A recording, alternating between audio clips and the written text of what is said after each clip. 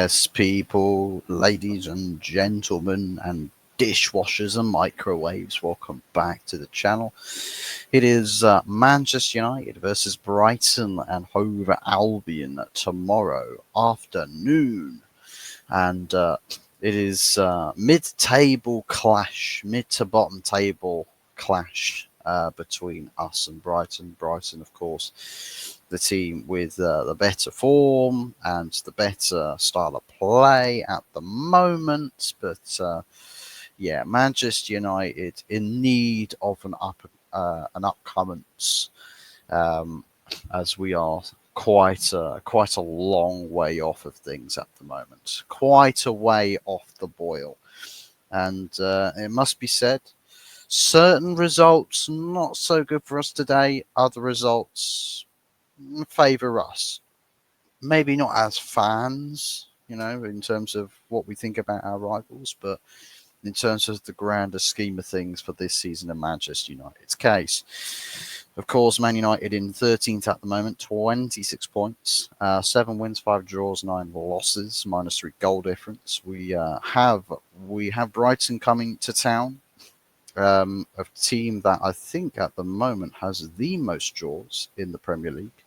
10 draws, 7 wins, and 4 defeats, and a +3 goal difference. So, on the balance of things, looking statistically speaking, Brighton, I think we like to say Brighton um, have the squad, have the team, have the style of play um, capable of ripping any teams apart. And I think where there's relative truth to that, I also feel like they've not really fulfilled or delivered on all of its promise at the moment. So I will say I won't think that Manchester United are going to be slapped up, but I don't necessarily think that Manchester United um, will essentially have that difficult of a game. I think of course, it will be difficult in various respects, but I think if there's several things that United have to do in order to sort of get to a phase where we can say, yeah, Brighton isn't necessarily the most difficult game in the world. We can find our ways to punish Brighton, and they will find, if they can, they'll find ways to try and punish us. I think probably an individual mistakes sort of scenario perhaps is what we're facing, but hopefully not as much of a lackluster not turning up affair, because we did this last game and we very nearly lost, a very embarrassing loss to Southampton. But thankfully, with the changes from the manager, which I'll come to in just a second, the changes from the manager changed the balance of the game. The team started playing more offensively, more joy up top, more set pieces or plays were coming together, and Manchester United found the killer passes, found the killer shots, and it is what it is. At the end of the day, that's how the game went. For 82 minutes, we were losing, but then Ahmad um, had the benefit of having creative teammates in and around him in his position. I think Anthony was playing actually as the right-sided 10. Ahmad was still playing as the right wing back, and despite that, with the right wing back, he still managed to find a hat trick from that position. So, yeah, of course, you got to give credit where credit is due. Um, whether we see that same sort of instance, maybe Ahmad plays further forward in the 10, um, or whether he plays yet again in the right wing as the extra man. What we need to see from this team, from these players, whoever starts, is that we don't start sluggish. We don't play sluggish. We don't look like we've not really got much to say about effort, right? Effort, grind, ability, talent, technical talent. We need to see Manchester United show their teeth tomorrow. We need to see this team prepare accordingly, but also turn up for the fight. And I think the first team starting 11 is going to matter a huge amount, because if we see certain individuals starting tomorrow instead of others, then I've got to say that we do have to have certain conversations about the manager, because the starting 11, evidently, from an individual's standpoint, the individuals that were brought on in that game obviously were better. They did better. They provided more.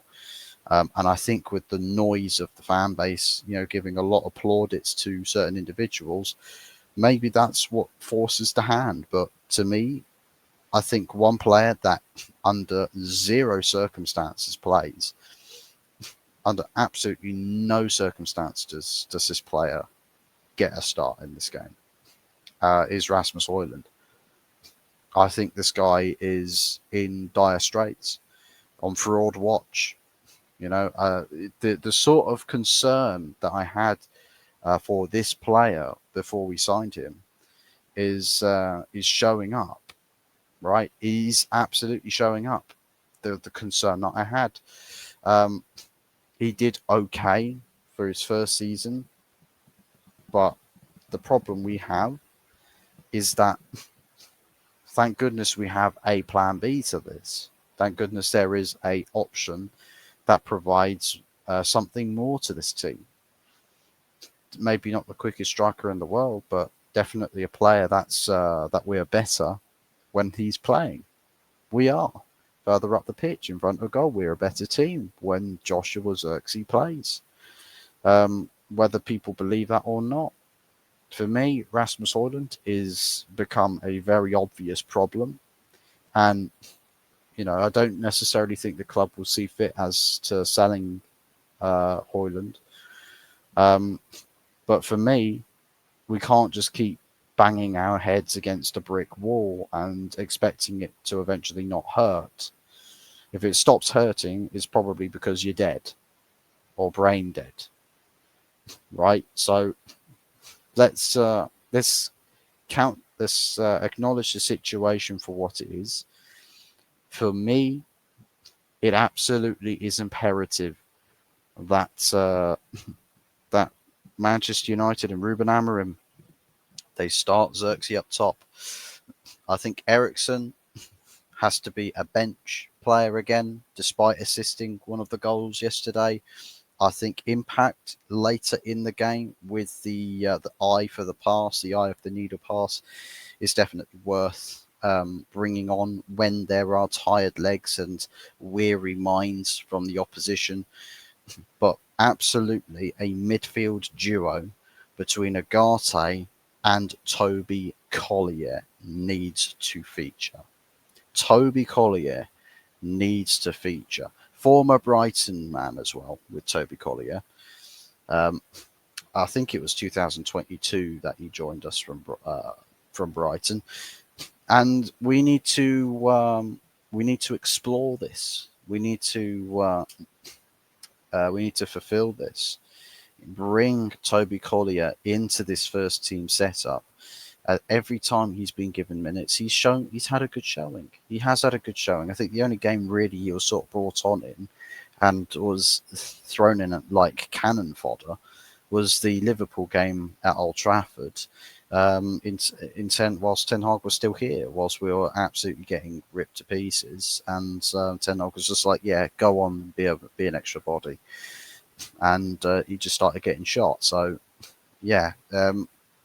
So far, I feel like he's got a very particular role in the team, and with Manuel Ugarte next to him as an engine room player, I think there's something to say about having a strong defensive presence on the pitch, but also the capability of dictating the pace of play.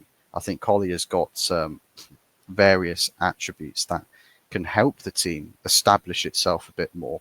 His positioning off the ball is important in terms of keeping possession, but also in transitioning possession. I think if you've got Ugarte, who doesn't disappear off up the pitch like Kobbie Mainoo does,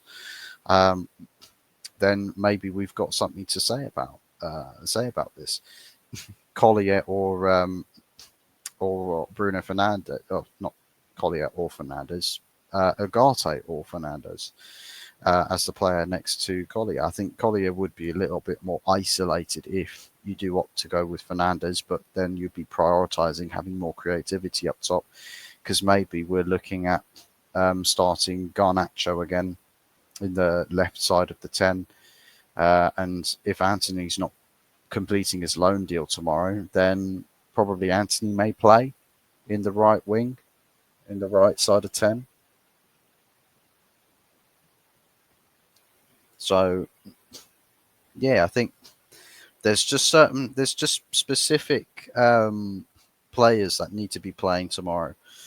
And I'm just hoping and I'm just praying that Ruben Amorim sees this vision, has this epiphany, and realizes actually in the department where we are really struggling to score goals when we need to, um, Højlund up top is not cutting it.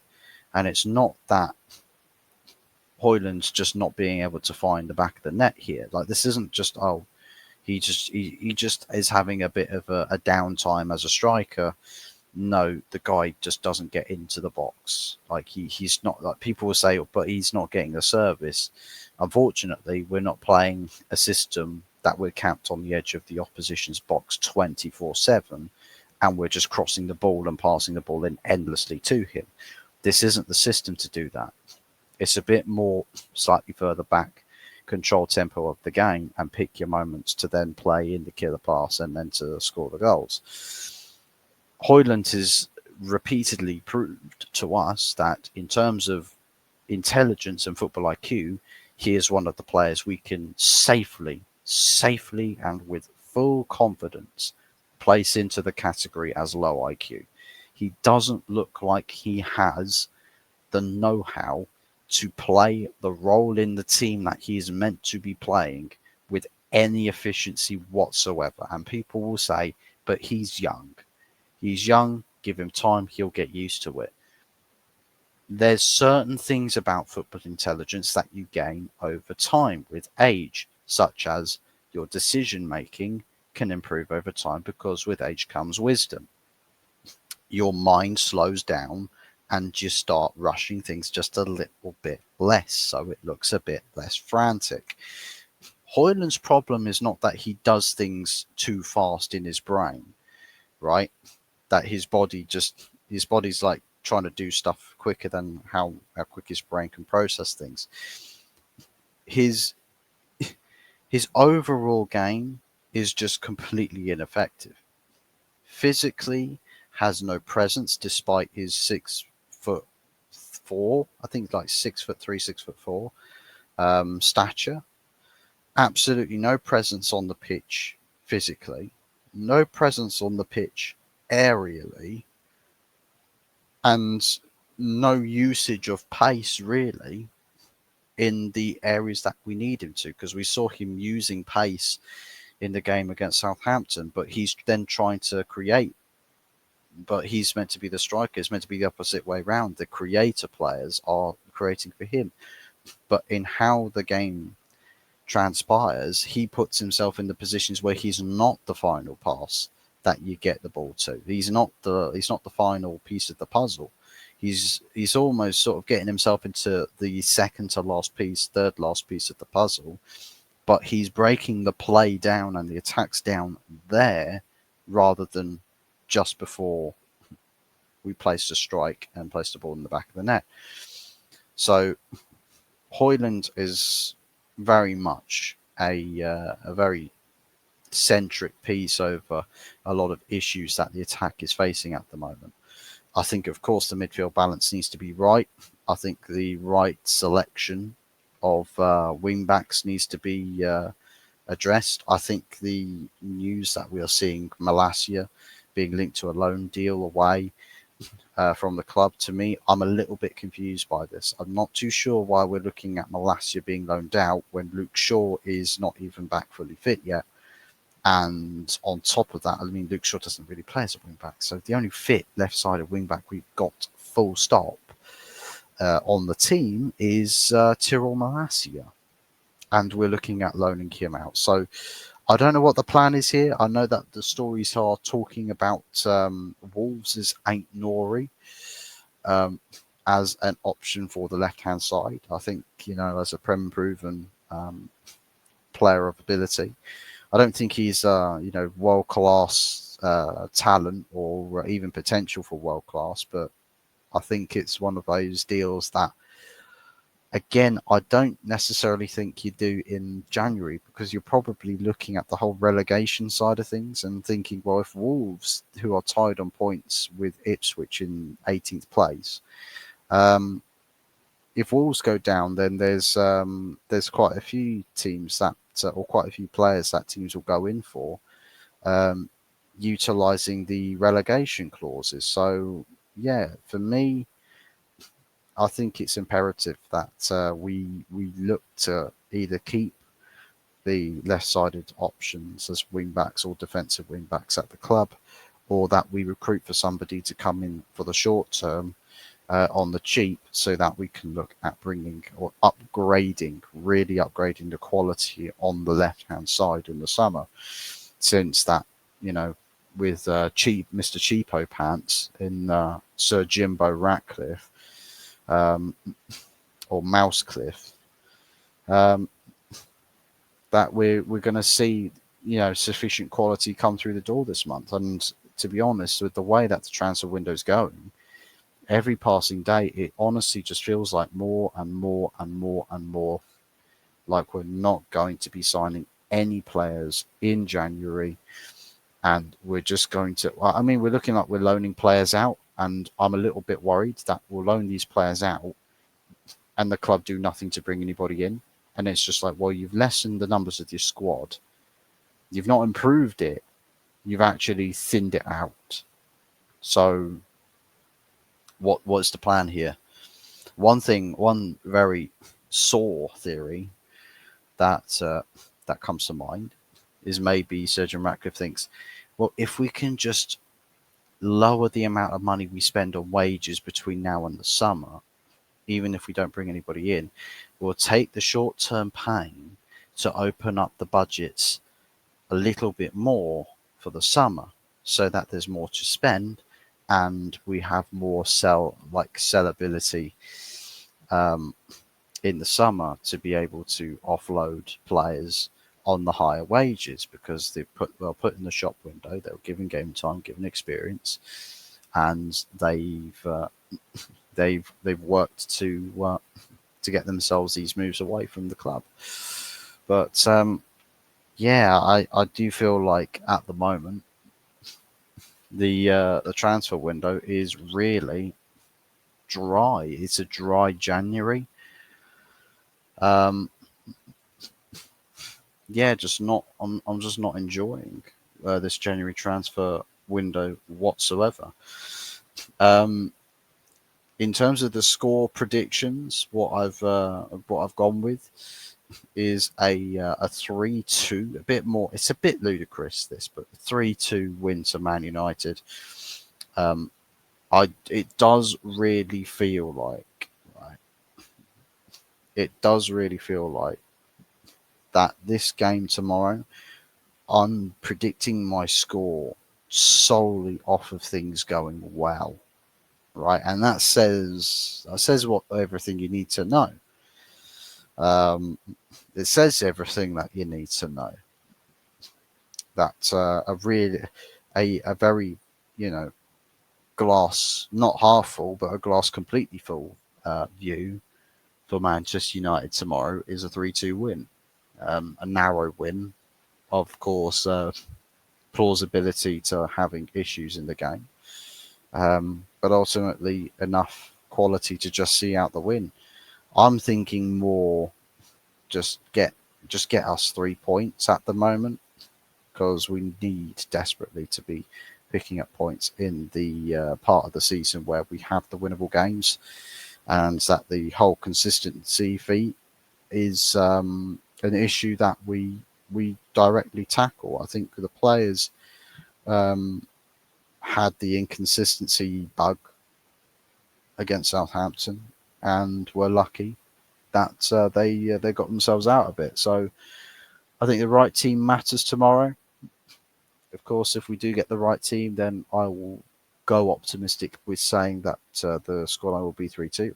Maybe I'm surprised. Maybe I'm surprised pleasantly, but also there's a chance that I can be surprised or rather shocked quite negatively. So we'll see what happens with that tomorrow. Let me know what your thoughts and your feelings about the game are, what your predictions are. Do you think Manchester United get the win? Do we beat Brighton? Or do you think the Seagulls once again eat up the laxatives and then shite all over Old Trafford and leave us for dead? I'll tell you what, the implication with these results around us, I mean, Fulham today beating Leicester, they're just a little bit further ahead of us in the table. We've got them coming up next after this Brighton game, and Crystal Palace just edged above us at the moment after beating West Ham away. Oh, dearie, dearie, dearie me, Graham Potter, what on earth was that starting lineup for West Ham? And yeah, we will have them come to visit us at Old Trafford after Fulham away. And that's 7 straight games unbeaten away from home in the league for Palace. So yeah, there you have it. Crystal Palace will come to Old Trafford fancying their chances. So these games on paper are winnable, but the feeling with all of these teams coming to town, every single one of them has got an air of confidence about them. Or every single one of them come to Old Trafford and think, yeah, we're just going to play like the home team here. We're not the away team. You best believe. It's like you and your nuclear family, right? Except nightmare scenario. Your whole family views you as a bitch. Your kids view you as a bitch. You're sat there having, a dinner with your wife, the mother of like your kids, your 3 kids or something, and some random stranger picks the lock to your house, opens the door, comes into your lounge, picks you up by the scruff of your neck, you're powerless.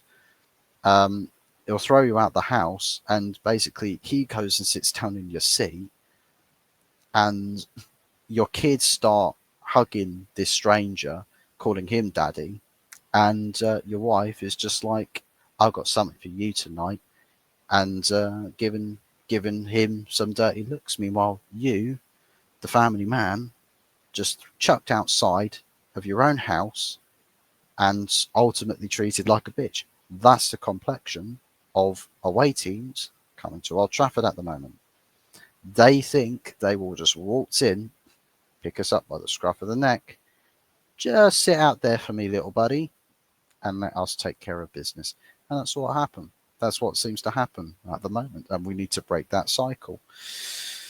But yeah, make sure that you like the video and subscribe, and of course leave your thoughts and your predictions in the comment section down below. Thanks for watching. Back again tomorrow with the match reaction, but also then the Sunday night takeaway show. So fingers crossed, we are talking about a win. Hopefully we can secure a win tomorrow, and yeah, hopefully we can cap off the weekend, get into 11th place, 11th or 12th place, and we can look up to the next team that we can potentially go and nick points off of and move above them, and slowly but surely claw our way back up the table.